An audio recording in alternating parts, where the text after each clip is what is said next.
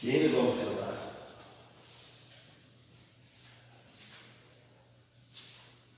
Essa não passou. Oi? Número 1. Eu vou cantando um dia desse aqui, não sai TV nenhuma. Vídeo foi, não sei, mas é cantando não mesmo.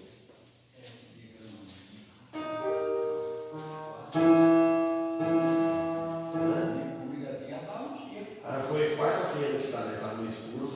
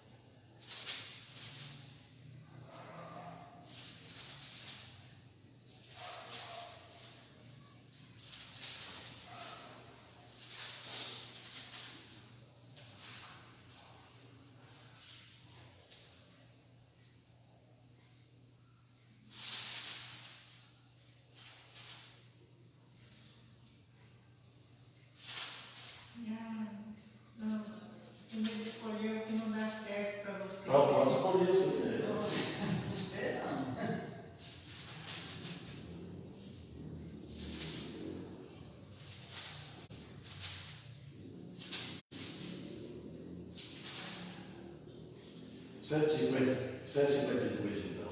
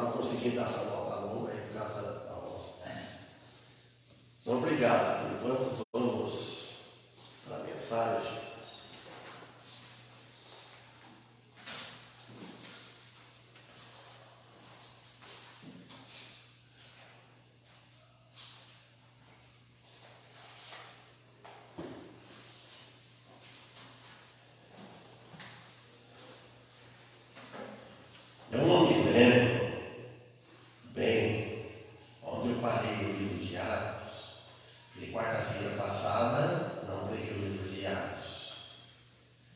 Foi Romanos capítulo 5. Na outra quarta-feira também não me lembro. Mas eu deixei só uma cor verde aqui, no 11, dando a entender que foi parar no versículo 10, vermelho. mas não tenho certeza. Mas eu vou continuar, pegar aqui no versículo 11, capítulo 1 de Atos. E se eu preguei, meus irmãos, me perdoem, né? A palavra de Deus, pastor. Porque eu estudando ela hoje, eu acrescentei mais, sabe? Mais. Que a mensagem vai ser só esse versículo 11, praticamente.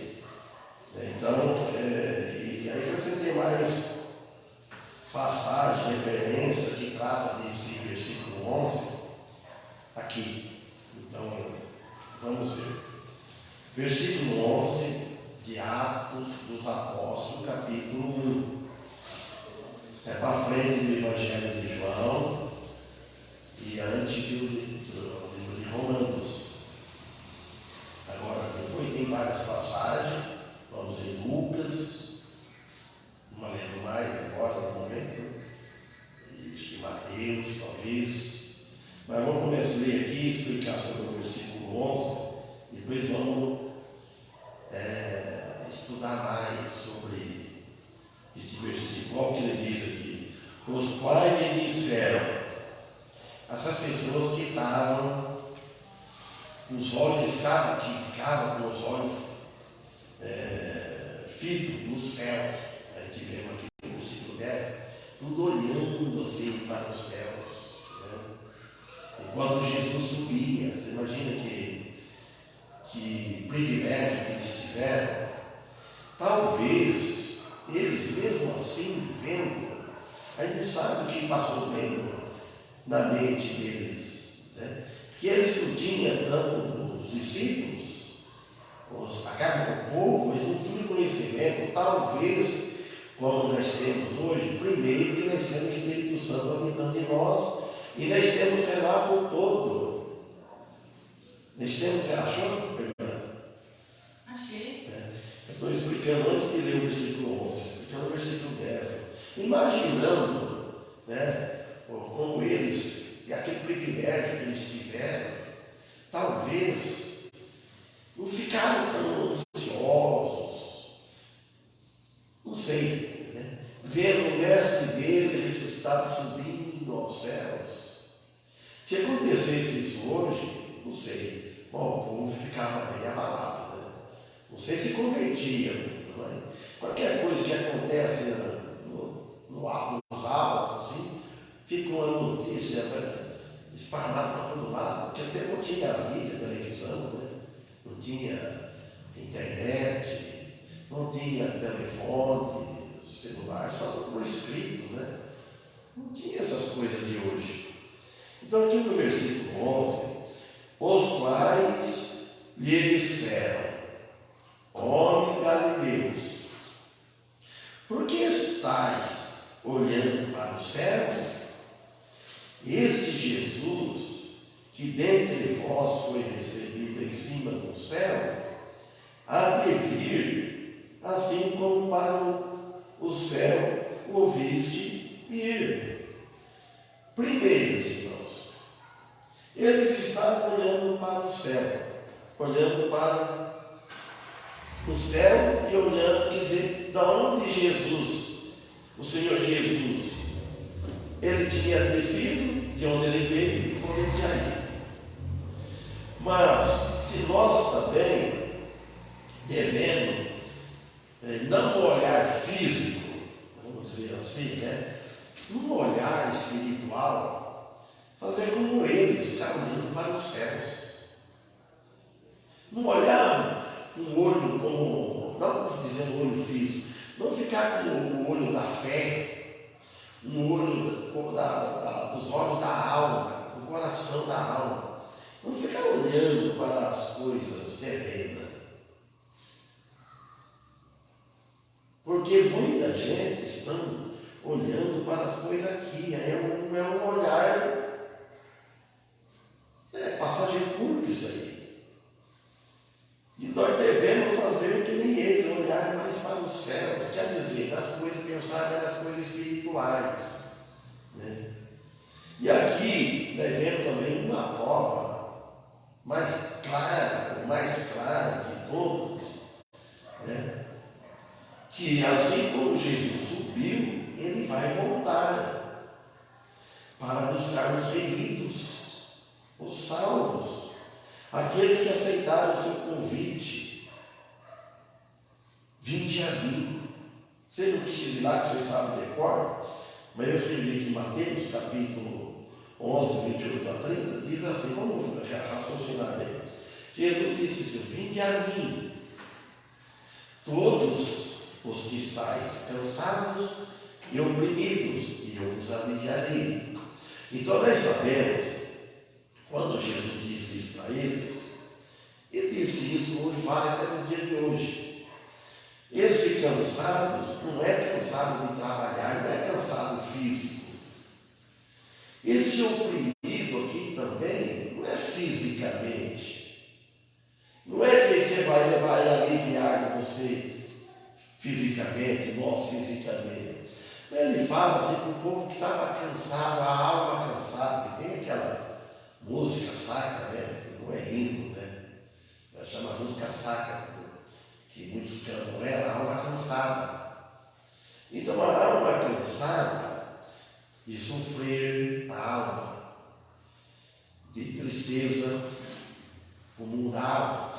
Se fisicamente a pessoa sofre, não canseira, mas ela fica oprimida com as coisas do mundo, as coisas que acontecem com ela fica oprimida com o espírito oprimido, cheia de opressão. Fica sem saber o que fazer, né? Fica o quê? Procurando socorro em alguma religião, em alguma igreja. Muitos hoje estão procurando a igreja por causa do espírito, da alma oprimida, sofrer, quer de uma forma, de um jeito, de outro, encontrar um alívio para a alma. Ela pode encontrar um alívio assim, momentâneo para a alma, aquele momento, daquele culto. Mas será que ela está tendo depois de lá, quando ela vai embora, passando algumas horas, alguns dias, ela vai sentir que ela está segura da salvação eterna? Isso aí. Será que ela passou por um novo nascimento? É bom pensar. Irmão, esses dias no YouTube, não vou falar quem, os irmãos conhecem, ele pregou assim no púlpito, né, numa igreja para ele.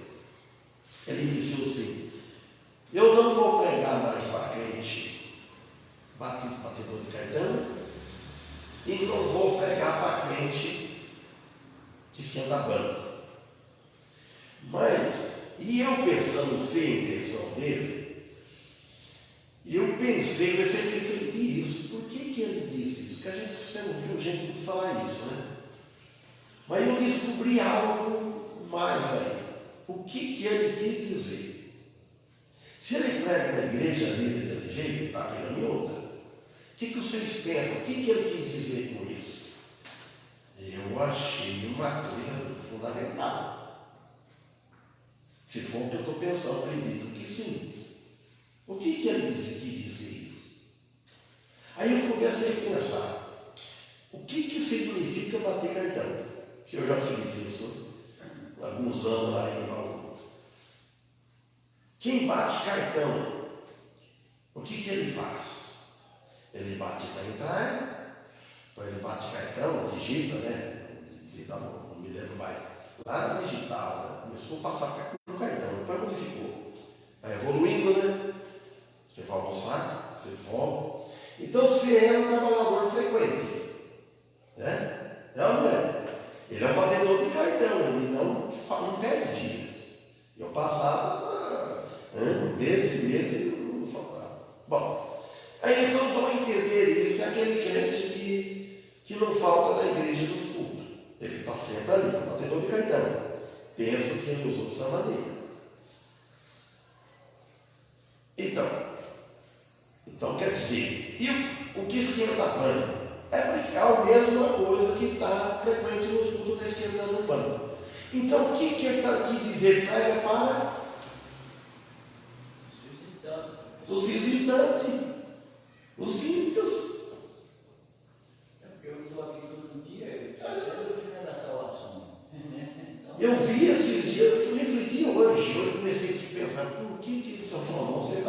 Se ele ouvir o pregador no início assim, ele vai, se for essa atenção dele, se for do outro, aí não sei. Mas é isso daí. Então o crente, e isso a gente é óbvio também, se tiver visitante, você prega para a igreja e prega. Que eu vi um livro, antes de você aqui, que o pastor Gilberto me deu um livro bom para mim.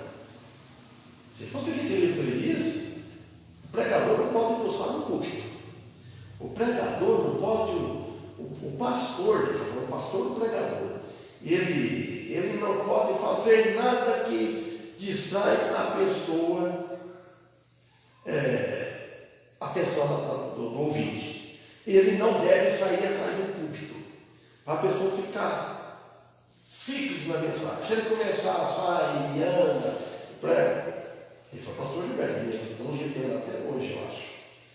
Faz tempo que eu não vou estudar, antes eu ia para Bauru. Estudei lá, como é que ele dizia isso. E deve o pastor estar preparado para pregar para os dois grupos, para visitante e para os cristãos.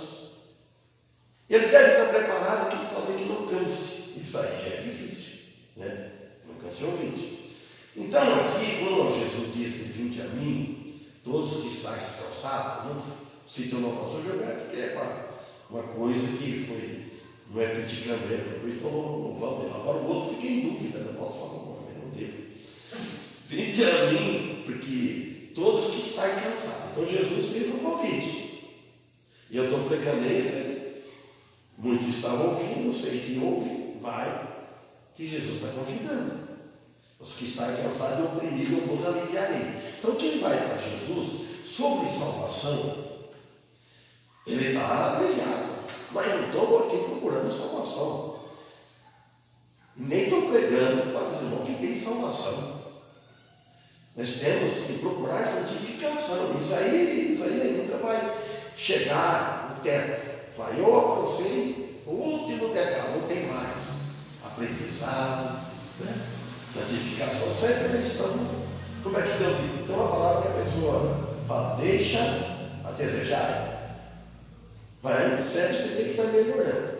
Aí no versículo 9 ele diz assim, tomai sobre vós o meu jugo, e aprendei de mim que sou manso e humilde de coração, aí encontrarei descanso para as vossas almas. Então aí, se aceitarem o vinde a mim mesmo, que Jesus disse, então vai tomar, ele falou para os discípulos, vocês vão tomar sobre vós o meu jugo. Todos nós sabemos que jugo fica atrelado, é uma canga. Né? Você está como se fosse casado com Cristo. E esse irmão também, eu escutei ele falar, e ele citou até o nome do nosso saudoso irmão Félix. O irmão Félix fala que a igreja casou com Cristo. O irmão Félix, eu não me lembro, o irmão Félix falou que a igreja casou com Cristo. A igreja ainda não. O irmão Félix falaram que nós casamos. O que quer dizer um cristão casando com Cristo? Ele uniu com Cristo.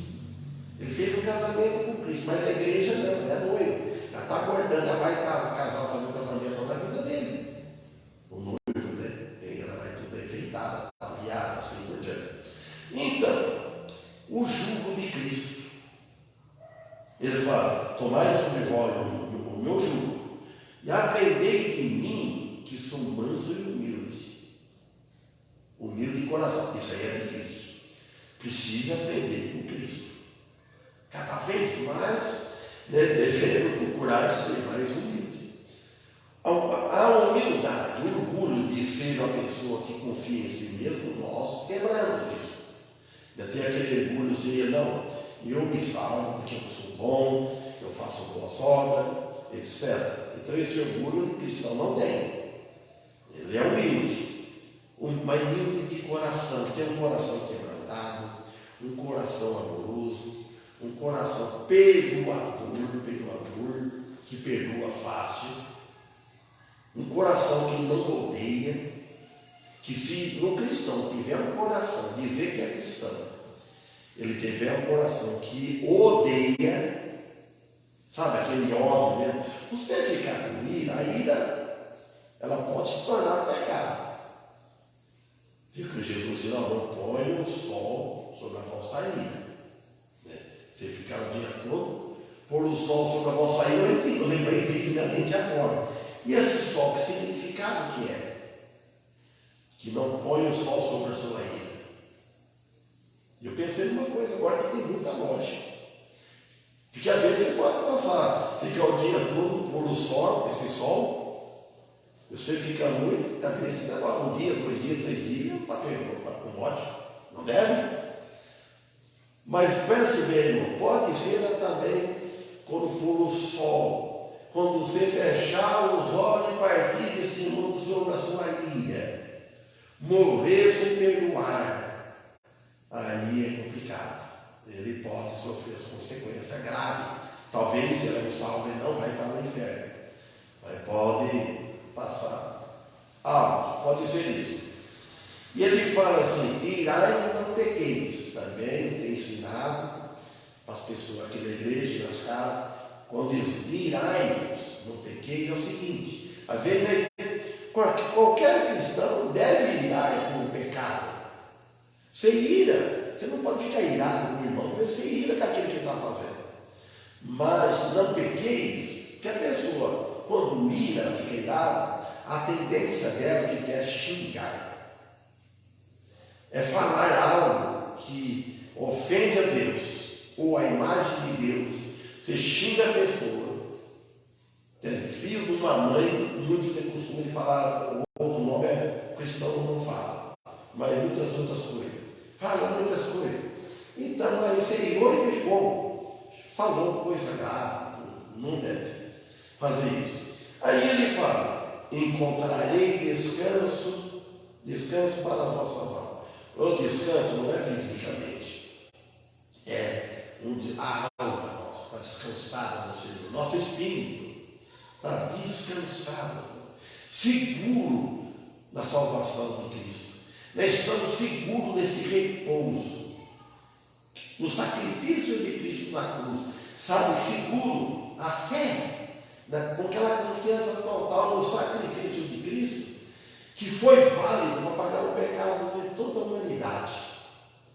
E depois em seguida ele ressuscitou, que talvez não dá tempo, né? Vamos falar disso. Aí depois ele fala no 30, porque o meu jugo é suave e o meu fardo é leve. Então esse jugo, andar com Cristo, é suave. E o jugo de Satanás não é suave, é pesado. Você se torna obrigado, vai seguindo ele. E o jugo de Cristo não é obrigado, é com amor.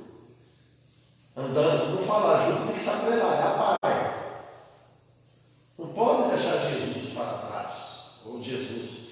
Num certo sentido, ele põe ele na frente, não sei na fé, para a gente seguir os dele, os ensinamentos dele. E lá em Lucas, no capítulo, vocês podem ir lá, que eu vou demorar um pouco lá. Em Lucas, no capítulo 19, e do versículo 1 a 10. Vai lá, vai falar da conversão de Zaqueu. Porque eu tirei lembrando o versículo, aqui o versículo 11 de Atos, e viram eles. Então, aqui nós vemos uma conversão. Então vamos ler, voltando para trás, a página é 1130, a página da Fiel. E 1130, não é? Sabe como é que é errado? A sua é Fiel? Não é? A minha não bate. Porque a minha tem. Qual capítulo que é? Você tem uma. Capítulo 19. Vou ver aqui, mas Deus que serve. Eu estudo o capítulo da Junta, a Bíblia Fiel. Essa é 1130, sim. Estuda no celular e aqui, essa aqui para poder referência. E, tendo Jesus entrado em Jericó, ia passando. E eis que havia ali um homem chamado Zaqueu. E era esse um chefe dos publicanos, e era rico. E procurava ver quem era Jesus. E não podia, por causa da multidão, pois era de pequena estatura. 4. E correndo adiante, subiu a um sicômoro para ouvir, porque havia de passar por ali. E quando Jesus chegou àquele lugar, olhando para cima, viu-o, disse-lhe: Zaqueu, desce depressa, porque hoje me convém pousar na tua casa. E, apressando-se, desceu e recebeu-o alegremente. 8. E, levantando-se Zaqueu, disse ao Senhor: Senhor, eis que eu dou aos pobres metade dos meus bens, e se em alguma coisa tenho defraudado alguém, o restituo quadruplicado. E disse-lhe Jesus: Hoje veio a salvação a esta casa, pois também este é filho de Deus, de Abraão. Porque o Filho do Homem veio buscar e salvar o que se havia perdido. Os irmãos, olha bem, o versículo 8, nós vemos, primeira coisa, nós vemos o levantar, que tem alguns significados, e é triplo. Primeiro, Zaqueu levantou para confessar a sua fé e arrependimento. É o primeiro. E com renúncia de seus bens. Diferente do jovem rico, nós vamos ler, eu pus o versículo aqui, Mateus 19, 16 a 22. Marcos capítulo 10, versículo 17, versículo 22 a 22. Lucas 18, versículo 18 a 23. Então, nós vemos aqui a renúncia dos bens. Quando uma pessoa se converte, primeiro, ele levantou porque ele estava morto, perdido. Então, ele levantou, né, para confessar a Jesus o seu arrependimento. Mas, para provar com renúncia de seus bens, diferente do homem, do outro, do rico. Segundo, o levantar do espírito morto e o ressuscitar com um novo nascimento. Efésios capítulo 2, versículo 1 e Colossenses 3, 1 também fala. Terceiro, ele diz assim para Jesus: eis que dou aos pobres metade dos meus bens. E se em alguma coisa, olha que ele foi para além, e se em alguma coisa tenho defraudado alguém, o restituo quadruplicado. Então eu já vi muitos pregadores, até pastor pregar, chamar que Zaqueu era ladrão, né, que ele roubou. Ele não falou, ele não confessou que ele tinha roubado. Ele falou sim. Esse ser pode ser sim positivo, pode ser negativo, né? Porque o coletor de impostos, ele não tem uma boa fama, né, na cidade, talvez. Coletor de impostos. Ele pode ser mal visto, porque ninguém quer pagar imposto. Se for olhar para o outro lado, a maioria, talvez, dos que pagam impostos também sonegam, né? Roubam também. Como diz lá em 1 Coríntios, ladrões e roubadores são diferentes. Como que nós vamos refletir nisso aqui? Zaqueu, ele mostrou logo no início bons frutos, aquela disposição, né? Bons frutos.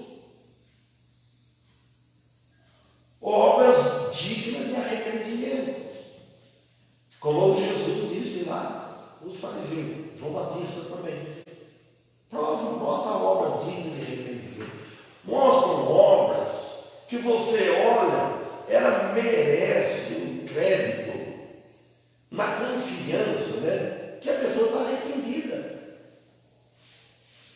É isso. Arrependimento e fé. E a lei romana requeria uma restituição quadrupla. Fala na história, né? Na Bíblia explicada, no Ex Parente, ela fala assim. E também fala que, mas a lei levítica só exigia a norma e acrescentar uma quinta parte, também disse lá. Mas aquele ele foi além disso.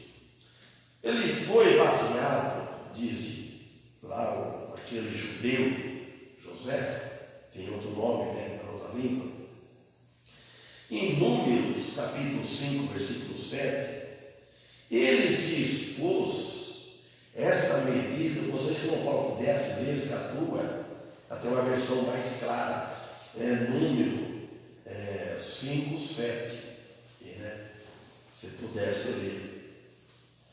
Então, só que Zaqueu ele expôs esta medida que ele mesmo se julgou. Não foi Jesus que julgou ele, não foi Jesus que mandou ele ao profeta, porque Jesus conhece o coração. Se ele tinha roubado, se ele tinha defraudado ou não. Jesus só falou, hoje, vem a salvação desta casa. Nós não vemos o coração de ninguém, se está sendo sincero, não vai ver e ver. Ele mesmo se julgou com arrependimento. Veja no versículo 9.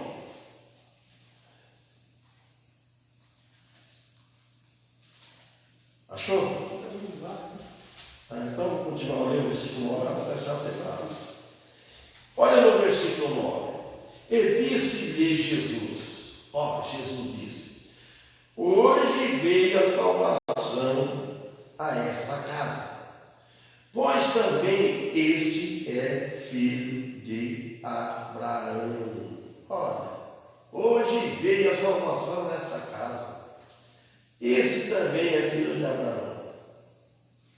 Agora, quer ler, Paulo? Não sei se esse em óculos pode ler. Lá vai falar da restituição. Confessará o pecado que cometer e, pela culpa, fará plena restituição, e lhe acrescentará a sua quinta parte, e dará tudo àquele contra quem se fez culpado. Olha bem para vocês verem, bem claro entendido aí. E confessará o seu pecado que cometeu pela sua culpa, além de confessar. Se notem bem aqui, fará plena restituição. O que é restituição? Será que essa é o que eles usam fazer hoje? Fazer o camarada fazer tudo de novo? Vão restituir aquele crime que ele cometeu segundo a soma total. Fazer uma, ele vai restituir, ele vai ser cobrado, restituir uma soma total. E depois da soma total feita, e lhe acrescentará a sua quinta parte. Olha para a lei, como que é o termo da lei. E dará para aquele com quem se fez culpado. Quem é esse que está falando que se fez culpado? Quem que ele, ou aquele que ele pegou. Vai ter que restituir. E Zaqueu, pelo que diz a história, que diz lá na outra Bíblia, que Zaqueu não fez isso. Ele foi além da norma. Então, nós vemos uma coisa aqui. A busca, Jesus ele veio à busca dos perdidos. Inclusive, eu sou um e vocês são outros. E assim vai pelo mundo afora. Todos ele veio para buscar todos os perdidos, mas nem todos os perdidos acharam ou vão achar. Primeiro, ele veio também da parte de Deus Pai. Deus Pai enviando a seu Filho Jesus Cristo. Olha bem, quanto que vale a alma do pecador? Deus Pai enviando Deus Filho para resolver o problema do mundo. Indica muito mais que uma simples busca. Apesar de Jesus desceu, morreu na cruz, muitos cristãos hoje não estão valorizando muito a crucificação de Cristo, porque eles não querem sofrer nem um pouquinho a Cristo Jesus. Querem ir na igreja quando está tudo bem, está com saúde, não está sentindo nada. Ué, você lembra o nosso saudoso irmão Félix falar? Você está com dor de cabeça? Se você ficar em casa, vai ficar com dor de cabeça. É melhor ir na igreja que dor de cabeça na igreja. Negócio não tem condições de andar, ou está trabalhando. Aí ele não vai estar no mesmo lugar, no lugar de trabalho, não vai estar no lugar do culto. E se ele também está numa cama que não pode andar, isso é tudo com Deus. Desculpas, irmão, ninguém deve arrumar. Eu nem gosto que a pessoa fala vir na igreja. Eu nem pergunto por que a pessoa não vem na igreja. Eu perguntava pelo mais. Porque a última vez que eu perguntei de um problema danado. Vou falar para vocês depois, se eu lembrar, né? Deu um problema danado, porque que a pessoa levou uma desculpa, e depois ele pegou e faltava no culto. Se eu falar que eu não posso ir no culto, olha, isso assim é coisa muito séria mesmo. Ele está falando que não pode, mas Deus vê se pode ou não pode. Bom, então não foi uma busca simples, tão simples assim como nós pensamos às vezes, mas sim uma participação extremamente ativa de Deus o Pai, a entrega de Deus Filho, Jesus Cristo, na cruz para morrer por toda a humanidade. Foi uma coisa muito cara isso aí, para Deus Pai. Deus não sofreu nada, mas para nós é muito caro precisar o Filho de Deus para a humanidade, precisar que Deus enviasse o Filho dele. Vamos voltar com Adão e Eva. O que Adão e Eva cometeu foi muito sério. Custou a vida, a morte, a vida do Filho de Deus aqui na cruz, nesse mundo. Até então estava tudo bem. Tudo bem. Você imagina só que está tudo bem, caçou algo que não precisaria. Mas aconteceu. Ninguém vai lamentar por isso. Mas Deus resolveu o problema. Foi Satanás. O Satanás trabalhou lá muito bem. Ele é mestre nisso. Satanás ninguém tem mais poder que ele, porque ele é espírito, não é homem. Ele vai encarnar. Então ninguém de nós pode dizer. O que está dentro de nós habitando é mais forte que ele. Tem mais poder. Mas nós mesmos da carne não.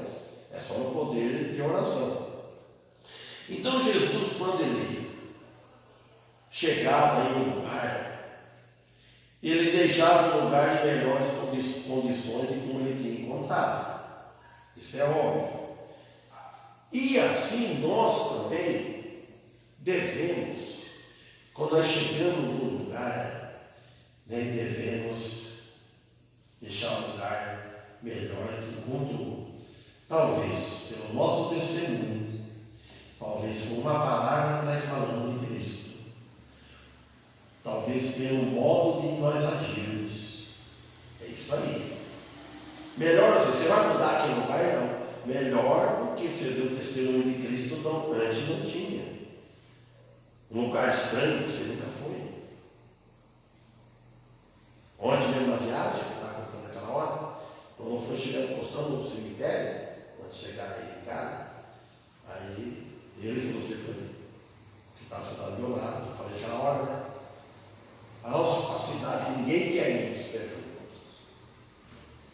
Aí eu falei para ele, rapaz, tudo vai. Mas aí deve ter alguns que só está o corpo aí e a alma está lá nos céus. E deve ter muitos também que não está no inferno.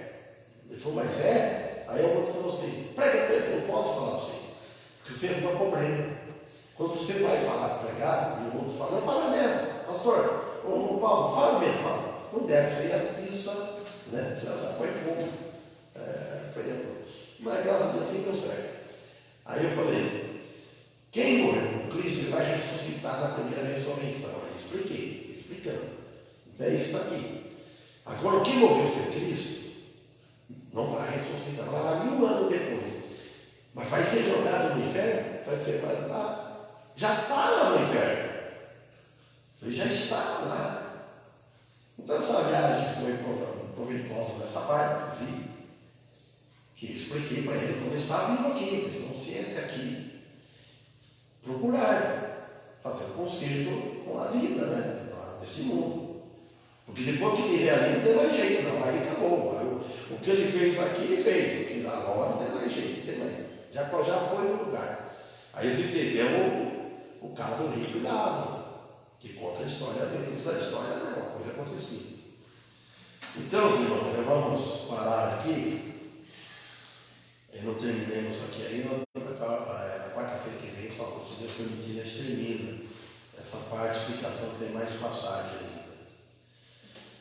Então vamos louvar a Deus, que possamos estar aqui sexta-feira, provavelmente eu sei pregar, irmão. Se Deus permitir, é o seu dia.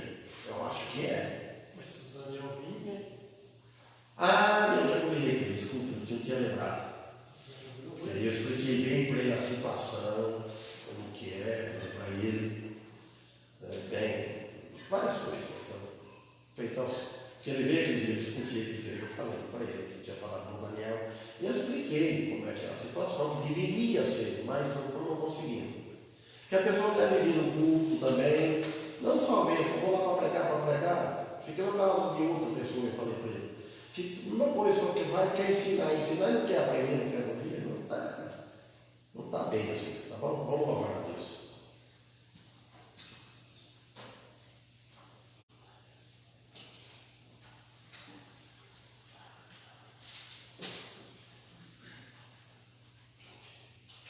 Vamos cantar o filho da promessa, vamos falar de filho, né? Então nós vamos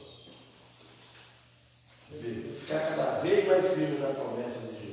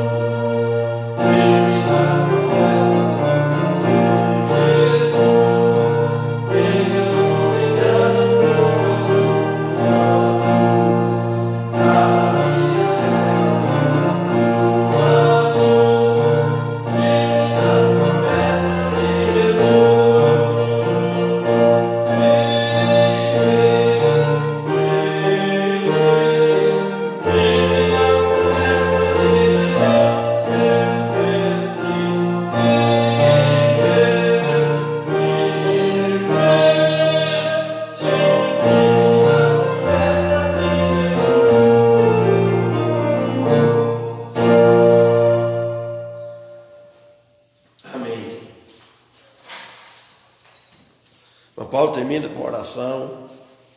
Lembra os que estão enfermos, lembra da minha velha também, que ela possa estar no próximo culto aqui.